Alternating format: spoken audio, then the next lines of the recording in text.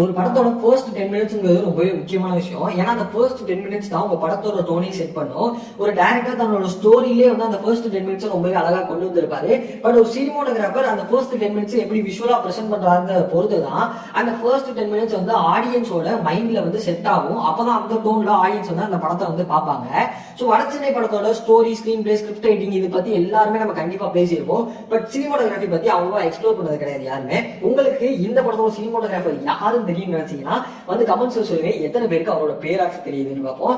And இந்த படத்தோட first 10 minutes of cinematography வந்து பயங்கர ஹேண்டில்டா இருக்கும், பயங்கர மூவிங்கா இருக்கும். ஏன்னா இந்த படம் வந்து ஒரு ஃபாஸ்ட் மூவிங் கேங்ஸ்டர் ஸ்டோரி அப்படிங்கிற கான்செப்டுக்குள்ளதான் வரும். ஸோ அங்க டிராமாவும் அங்கங்க இருக்கும். ஆனா படம் வந்து டிராமா பிளஸ் இந்த ஃபாஸ்ட் மூவிங் இருக்கனால ரொம்பவே வேகமா தான் நகர்ந்துட்டு இருக்கும். ஸோ ஹேண்டில்டு மூமெண்ட்ஸ் வந்து பயங்கரமா வந்து பண்ணியிருப்பாங்க.